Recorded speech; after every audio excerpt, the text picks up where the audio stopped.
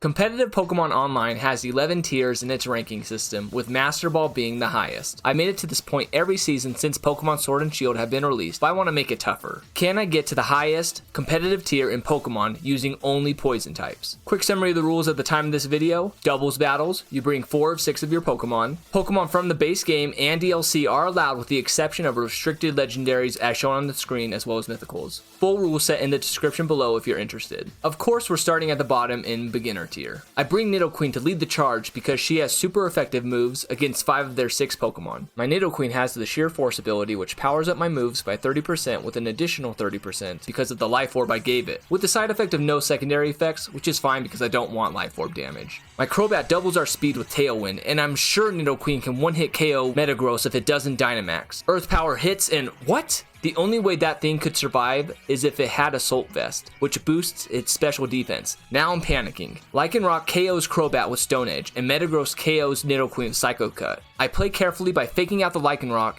flinching it, so Neolego can take out Metagross to activate Beast Boost, which raises its special attack. With Neolego powered up, I Dynamax it. Lycanroc wipes out Salazzle with Accel Rock, a fast rock type attack. Neolego spills a Max Ooze onto Tapu Koko, but it freaking survives because of Focus Sash, an item that allows it to live with 1 HP from a one-hit KO. I decide to hit Lycanroc with the Max Rockfall, eliminating it. The move causes a Sandstorm which boosts my Neolego's special defense per it being a rock type, which then comfortably takes the Max Lightning from Tapu Koko. Then it faints after getting brushed by the Sandstorm. After a devastating start, Neolego reversed 4-0 sweeps the opponent with a Max Rockfall into their circuitry, winning our first game. Still in Tier 1, but if we win multiple battles in a row, we'll move up faster. On to Game 2. I'm unsure what to bring against this team, but I decided to bring Crobat to double our speed with Tailwind alongside Venusaur with its Gigantamax form. I'm scared of their Zapdos since it has super effective attacks against both of my Mons. Crobat Tailwinds allowing my Venusaur to Max Quake first into Darmanitan, and the attack also boosts our special defense, which helps against Zapdos. They obviously hated that first turn since they ended up rage quitting, winning us our second game. Winning 2 games in a row brings us up to Tier 2. For our third opponent, it looks like Venusaur and Nidoqueen can powerhouse through them if we speed them up, so I lead the same 2 Mons as last time. They send out Hydreigon and Urshifu, which can deal a lot of damage, so I decide to U-turn with Crobat, meaning it attacks, then switches out, to speed us up later. I meant to select Hydreigon, but it actually turned out better to hit Urshifu since that bear was not max speed, which meant my Venusaur could take it out before it could even attack. Their Hydreigon sets up a nasty plot which doubles its attack, but I'm not too scared since I know my Venusaur is faster. Thanks to Venusaur's Gmax Vine Lash, my opponent's Mons takes 1/6 residual damage for 4 turns. Not only do they send out Blaziken, they also Dynamax it, which means my Max Quake won't quite one-hit KO it. Then they nasty plot again, which means they're just getting greedy. Blaziken goes for the Max Airstream into Venusaur, but luckily I've given it a Koba Berry, an item that allows it to only take half the damage from 1 super effective flying attack, keeping Venusaur well alive. But their Max Airstream does boost their speed, which could mean trouble. Toxapex scalds Hydreigon and Vine Lash does some damage. Since they're faster now, I Max Guard Venusaur, blocking both of their attacks into Venusaur, essentially wasting their turn while Toxapex knocks out Blaziken with Scald. Their last Mon is Salamence, which is fantastic since I have Nidoqueen's Ice Beam in the back, which doesn't matter because they end up forfeiting. Because of our 3-game win streak in the lowest tiers, we bump up not 1, but 2 times into the Pokeball Tier 4. Going into Game 4, I see Regieleki, the fastest Pokemon ever. But this is what my Crobat was trained for. I gave it the item Choice Scarf, which speeds it up by 50% with the drawback of being locked into a single move. They lead Regieleki, and sadly it's with Porygon 2, which makes me think they're going to Trick Room, making the slower Mons go first. However, they end up ally switching, which just swaps the spots with their partner. Crobat U-turns into Regieleki to save his speed for later, and swaps out with Salazzle. Their Regieleki Electro Webs, lowering our speed by 1/3, then Venusaur counters with its Gmax Vine Lash, KOing it. With their Torkoal on the field, I flinch their Porygon with a fake out while Venusaur Max Quakes into Torkoal, which then eats a Shucka Berry, cutting in half the ground type damage, saving it its life. It then yawns my Venusaur, which will make it fall asleep next turn, but somehow Porygon sets up Trick Room. How? Somehow I missed at the beginning was its trace ability copied Crobat's inner focus, making it immune to flinch. Now with slow Mons moving first, Torkoal attacks with Burning Jealousy, wiping out Salazzle. Porygon's Tri-Attack gets the burn, and Venusaur attacks, even with the residual damage, barely doesn't get the knockout on either of them. Good news though, since Venusaur got burned, it doesn't fall asleep. It can't have 2 statuses at once. I swap out Venusaur for Crobat, since it can live a fire attack from Torkoal. Porygon recovers, Neolego reverses the Trick Room, and Torkoal faints to the Vine Lash damage. Their Glacier Dynamaxes, causing it to be an even bigger threat. Crobat's Brave Bird along with Neolego's Sludge Bomb take out Porygon, but they max Quake, KOing Neolego. Crobat continues to attack, but the MVP Venusaur comes in clutch with the Sleep Powder to waste their Dynamax turns. Now it all comes down to how long will it stay asleep. Next turn we both attack. It stays asleep. Then it shrinks back to normal size. Crobat performs his final Brave Bird and faints to the recoil, and Venusaur finishes it off with a Frenzy Plant, the Kraken from the earth, winning us 4 games in a row. Now, halfway through Tier 4, we enter Game 5. I need Venusaur for their Water-type Milotic, and Salazzle to melt their Steel Grass-type Kartana. They start the game with their Berserker, faking out Crobat, but just like last game, its Inner Focus ability doesn't care about flinches, so it U-turns into Kartana to threaten it with our Salazzle. They Smart Strike us, which isn't effective on Salazzle, but it's so frail that it takes quite a bit of damage. Their Berserker survives the Max Quake thanks to their Focus Sash. Needing Salazzle alive for their Steel types, we swap out for highly defensive Toxapex, which walls their hit. Venusaur smothers Kartana to 0 HP, and Berserker does decent damage back to us with Iron Head. They decide to Dynamax Gyarados, which I smack in the face with G-Max Vine Lash, which they respond with Max Airstream, but Cobra Berry saves me. However, Berserker finishes it off. Toxapex does mediocre damage, Vine Lash damage takes out Berserker. I see them send Milotic, which is terrible because our Grass type is gone. Crobat gets the critical hit on Gyarados, but can't survive the Ice Beam from Milotic. At this point, it's going to be Toxapex versus Milotic. Both are tanky, both are Water type, both have items that recover a 16th of their health each turn. Both have Recover, so let's fast forward through this nonsense. We lose to a timeout since Milotic does have a higher HP stat than Toxapex, losing our first game of this challenge. We drop down slightly in the tier, but we're not going to let that drag us down in Game 6. Whenever I see a Whimsicott on the other team, Salazzle is a must to lead the charge. Whimsicott has an ability called Prankster, which gives its non-damaging moves a +1 priority, meaning it will go first most of the time. This is scary because it can set up Tailwind immediately, doubling their speed. Salazzle counters with its Fake Out, a +3 priority move, causing it to flinch too. Then I have Neolego slam it with Max Rockfall, so they won't have that speed control, and I also get the special attack boost. Zapdos uses Steel Wing into Neolego, which is odd since Zapdos is usually a special attacker. They Gigantamax their Urshifu, which is fine with me since Salazzle lands a Will-O-Wisp, burning them, which cuts in half the power of physical attacks. Neolego does another slam dunk into Zapdos, getting a second special attack boost, and Urshifu's nerfed Max Steel Spike does little damage. Salazzle overheats into the Darmanitan slot, getting the one-hit KO, and Neolego closes out the game with a Max Ooze. Going into Game 6, I see they have Ninetales, which likely has the Drought ability to bring out the Harsh Sun. This gives Venusaur a chance to double its speed since its ability is Chlorophyll. I pack Toxapex in the back in case I need a wall or they have AoE moves. I'm sure they'll swap out their Water Urshifu since Venusaur is on the field.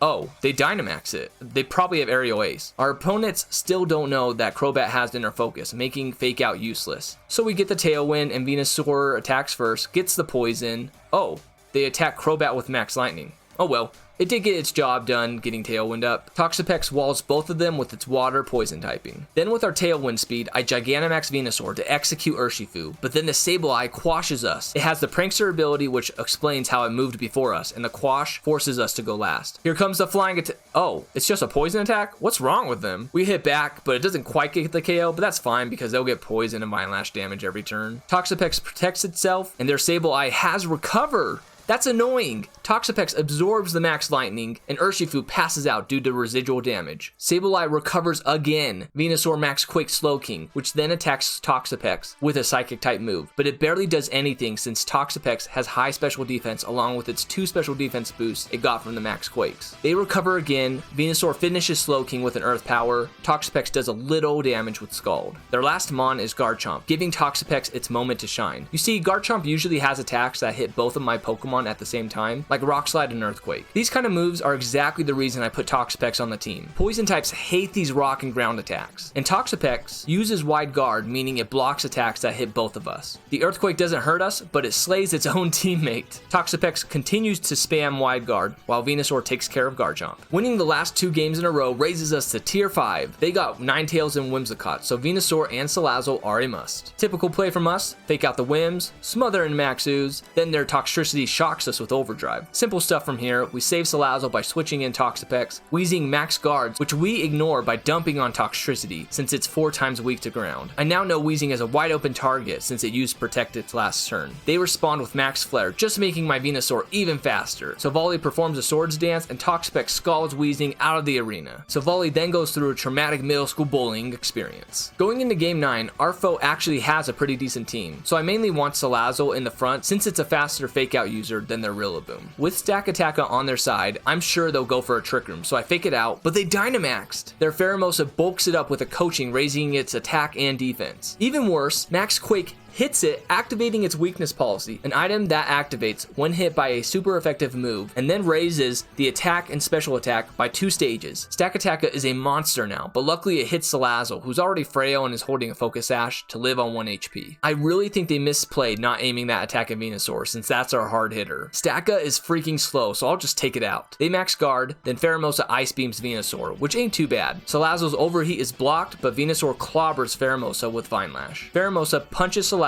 with close combat, and Venusaur claps back on their Stakataka. My Nidoqueen and their Tapu Fini are sent out, which is amazing for us since Fini gets hit hard by both grass and poison attacks. I have Nidoqueen Protect since Tapu Fini can harm it with water attacks. Then chip damage goes around with Ice Beam blasting into Venusaur, Sludge Bomb being dropped onto Fini, and Muddy Water doing pretty much nothing to Venusaur. Pheromosa goes bye-bye thanks to the Vine Lash damage. Rillaboom is sent out and goes for a Grassy Glide into Nidoqueen, actually doing a large chunk of damage. Venusaur once again drops the bomb on Fini, this time actually KOing it, and Nidoqueen also lands a powerful Sludge Bomb onto Rillaboom, winning us game 9. Alright, now that we've made it to tier 6, our opponents are going to get tougher, which means we're not going to climb as fast. So instead of showing you dozens of games, I'm going to highlight what the team hasn't shown off yet. Game 10, we broke the win streak by losing. Game 11, our opponent had Celesteela, such a tanky Pokemon, and Salazzle is the only one that has a super effective fire type attack against it, so I Dynamaxed it. They put up a Light Screen beforehand, making our Max Flare not even clear half of its HP. They tried to protect Celesteela by switching in Porygon 2 in its place, but my Salazzle gets a critical hit in the sun, forcing Celesteela to come back out. However, their Landorus did knock out Salazzle, so it's up to Venusaur and Nidoqueen. Venusaur, being fast in the sun, was able to Sleep Powder them, while Nidoqueen chipped away with Ice Beams. By game 12, I realized Neolego's Air Balloon never saved us from ground attacks, because it would pop from another attack first. Therefore, I swapped Air Balloon for Shuca Berry, which halves the damage from a ground type attack. This came into play literally the game after I made the swap. Neolego was hit by a Discharge, which would have popped the Air Balloon if we still had it. Then Electivire used Earthquake, activating the Shuca Berry, helping Neolego survive from the 4 times super effective attack. Neolego then proceeds to knock out 3 of their Mons, with Salazzle overheating their Ferrothorn. Game 13,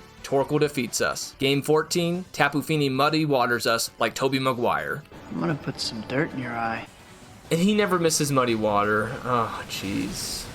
Game 15, Gigantamax, Duraludon, and just Steel types in general are rough for a mono poison team if we don't play it right, so we just lost 3 games in a row. Game 16, our Queen sweeps through all 4 of their Mons with super effective attacks. Game 17, Tyranitar's special defense boost in the Sandstorm was too much for my special attackers, while it just KO'd 3 of my Mons and surprised me with a Dynamax Swampert finish. Game 18, with my opponent and I both having Fake Out Pokemon, Nidoqueen gets to Dynamax, avoiding the flinch from Fake Out, then Hailstorming the Tornadus. The Queen wipes out 3 in total, ending with Crobat coming in clutch, winning the 1v1. Game 19, classic Venusaur sweep, along with ranking up to the first Great Ball tier, number 7. Game 20. Psychic types are something for my poison type team to be afraid of. The Galarian form of Articuno was too strong, and I accidentally made it even more powerful by activating its weakness policy.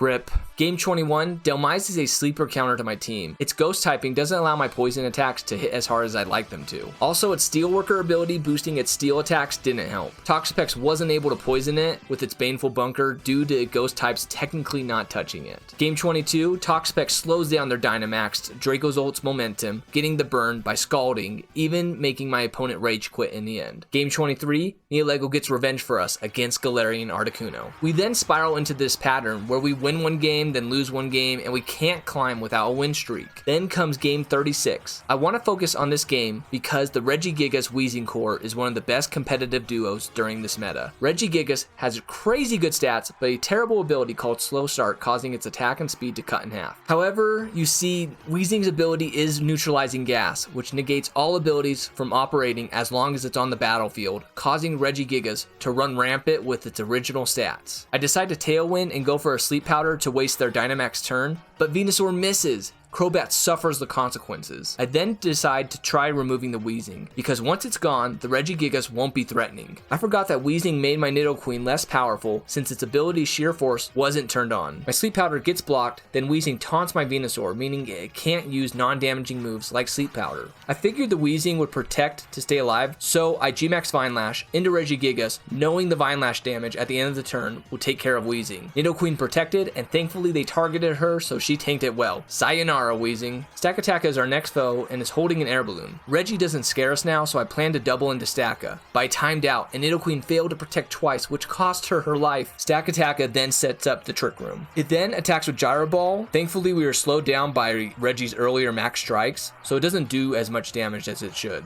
With Staka's balloon popped, I quake into it, getting the KO while Toxapex had its signature Protect Up, Baneful Bunker, poisoning Reggie for making contact with it. Then it ended up fainting thanks to both poison and Vine Lash damage. With Trick Room still up, Zapdos doesn't frighten us, so we put it to sleep and they forfeit. Finally, we're in Great Ball Tier 8. First game in this rank, I see the Hatterene Indeedee combo. This combo typically likes to spam Expanding Force, dealing major psychic AoE damage, but we got Wide Guard Toxapex, so we're not...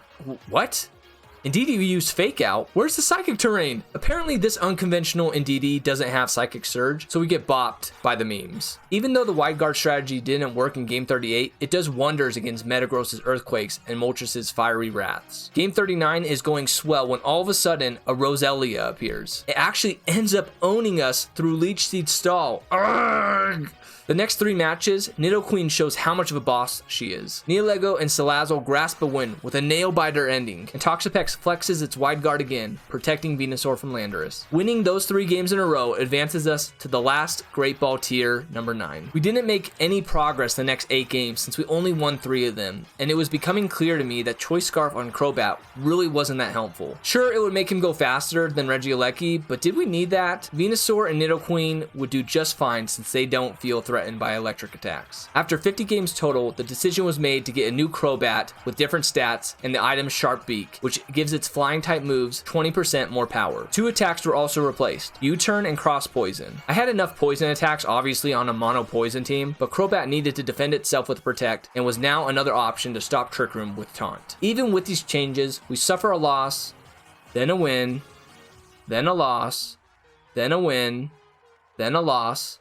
At this rate, the losses are catching up to our wins with a record of 31 victories and 24 defeats. Not to mention, we're sitting on the edge of Great Ball Tier 9, having made no strides. A wild Regirock team appears, and these Pokemon usually like to set up with Ally Switch and a Curse, boosting its defense and attack. But instead it Dynamaxes, annihilating Venusaur with Max Hailstorm. Thinking the Cresselia attempted to Trick Room, I double my attacks into it, only to deplete just over half of its HP. Cresselia then has the audacity to Moonblast Neolego, lowering its special attack, then gets smacked by a Max Quake. Crobat finally removes Cresselia while Neolego blocks Regirock with a Max Guard. Swampert enters the fray, acting as a wall since both of my Mons have no super effective attacks, and they end up outclassing Nidoqueen as well. Failing the last 2 games demoted us back to Great Ball Tier 8. Down there in the slumps, we face some Dynamax Regieleki shenanigans, which Salazzle takes care of, but their Alakazam claps back into Venusaur. Crobat avenges him, as does Incineroar to Salazzle, coming down to the final 4. I know Nidoqueen can do this with some speed help, so Crobat tailwinds and both of them barely survive their attacks. Crobat sacrifices herself with Brave Bird recoil to eradicate Kartana, while Nidoqueen closes out the game with Earth Power, bringing us back to Tier 9. Back in the tier where we belong, I see a Milotic, and having learned my lesson from earlier in this video, I turn on Hyper Offensive mode with Venusaur. Salazzle burns Metagross to weaken it, and Venusaur massacres Milotic. Seeing that I clearly have the momentum, my foe forfeits. The opposite happens next match, with this crazy powerful Mamoswine getting the one-hit KO on my Dynamax Neolego, even with Shuckleberry, and I eventually forfeit. Thankfully, the 2 straight wins previously have given us a buffer so we don't lose much progress. In our 60th game, Salazzle's Will-O-Wisp into Glacier alone won us the game. Just look at us surviving these hits from their main Ice Horse Sweeper, allowing Neolego to eventually reverse Trick Room, making Nidoqueen unstoppable at the end. Game 61 got me thinking, I haven't shown a G-Max Colossal game yet. My team actually doesn't mind this strategy since Salazzle fakes out Urshifu with Venusaur finishing the job, then getting our speed doubled thanks to their Max Flare. However, it actually came down to the wire between Toxapex and Kartana, with the only reason having a chance thanks to Scald getting the burn. Then I just had to play it careful from there to win. One more victory will definitely rank us up. So of course, Toxapex doesn't get the burn this time on Kartana, losing us the game.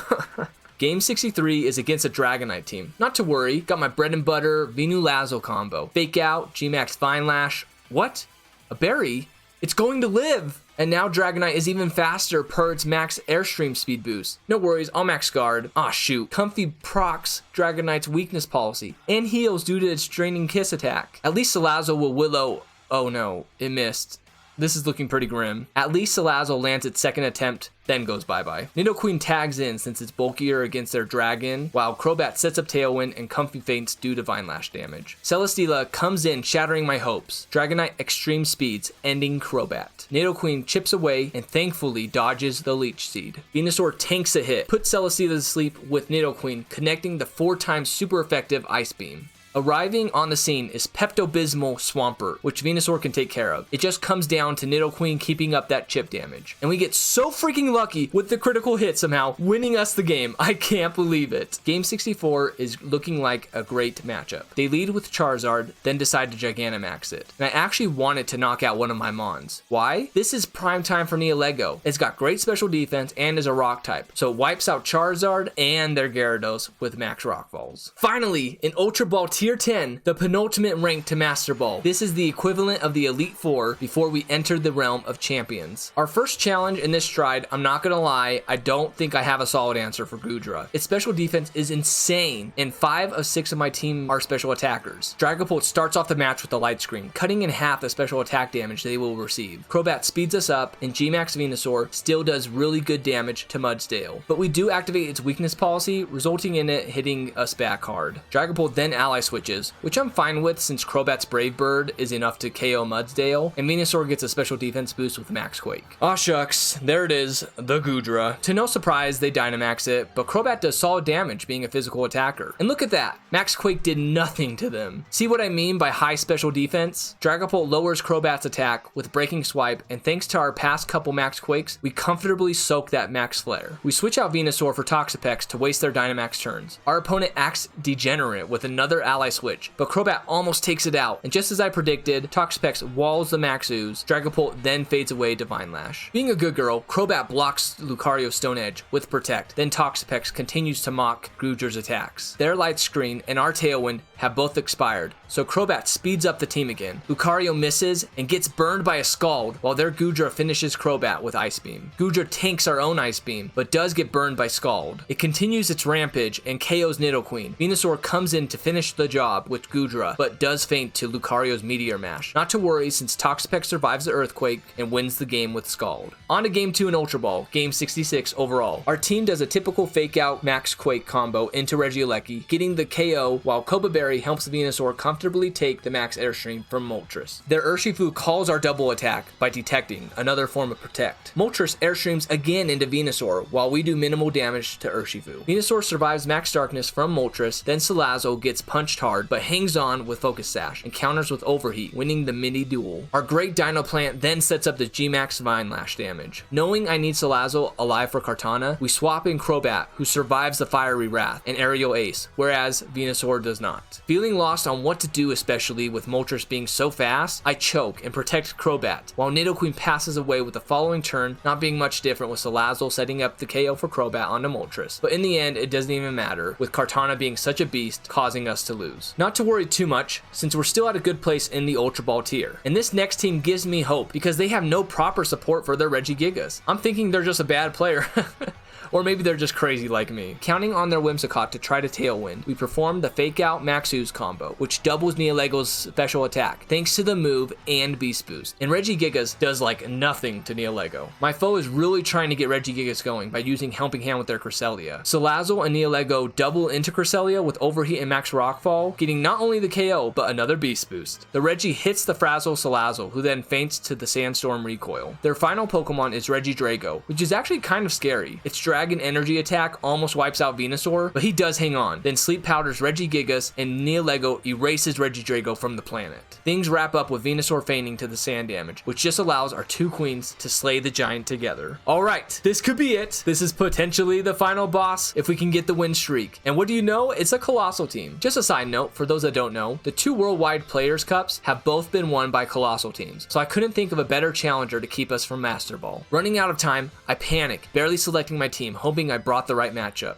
Dragapult likes to surf, to speed up and power up their partner Colossal's ability, Steam Engine, and item weakness policy. Toxapex wide guards to block the multi-hit move Surf, while Colossal max Quakes into Nidoqueen, where thanks to her thickness, she survives. She then responds with her own max Quake, KOing their star Pokemon. They send out Urshifu, and I know they want to get rid of Nidoqueen, so I have her max guard, blocking the Aqua Jet from Urshifu. Dragapult then sets up a light screen, and Toxapex scalds Urshifu and gets the Hype Burn, weakening its attack power. This next turn, I just accept the fact that Nidoqueen will faint to Aqua Jet. Then Toxapex and Dragapult hit each other with their weak attacks. I send out Crobat to assassinate Urshifu, but Dragapult strikes first with the Breaking Swipe, lowering Crobat's attack, which is just enough for the bear to survive our Brave Bird attack. Urshifu responds with Surging Strikes, which we barely survive, but Toxapex ends the turn scalding the Dragapult, getting the burn. Predicting our opponent will Breaking Swipe again, I wide guard with Toxapex, but it doesn't save Crobat from Urshifu's Aqua Jet. However, it in turn faints thanks to the burn damage. We both send our last Pokemon, Neolego. I trained mine to be physically bulkier rather than fast, so I just need to survive to set up a Trick Room. The Dragon ally switches and Toxapex wide guards, doing nothing. Their Neolego attacks with Psyshock, which does damage based on physical defense rather than special, which is so clutch since that's how we trained it. With their light screen gone and Trick Room up, it's our turn to go first. I know they want our alien queen gone, so I have them protect while Toxapex attacks. Our Neolego blocks the attack, but Dragapult does set up a light screen again. My prediction game is so on point this match that I call them wanting to keep their Neolego alive by ally switching. My assumption is correct, but we still don't do enough damage, but at least get the burn. Our Neolego unfortunately does not live another attack, leaving Toxapex to face them alone. Not knowing what they'll do next, I have Toxapex protect with Baneful Bunker to see what they will do. Their Neolego wastes a protect, leaving it wide open for an attack next turn. I predict the ally switch again and almost finish it with a Scald. We tank the Psyshock and their Neolego finally faints to burn damage. We know all Dragapult's moves and only two of them do damage, Surf and Breaking Swipe. They are also attacks that can be blocked by Wide Guard, so we just spam Wide Guard and recover HP with our Black Sludge item while they take burn damage every turn. What a game to finish this challenge with. We actually made it to the highest competitive online Pokemon rank, Master Ball, with only poison types. If you enjoyed this video and want to see more, be sure to subscribe and leave a like. This is my first time making a video like this, so please let me know in the comments what kind of competitive challenges you would like to see or even some feedback. If you want the live experience, be sure to follow me on Twitch. You all have a good one. Thanks.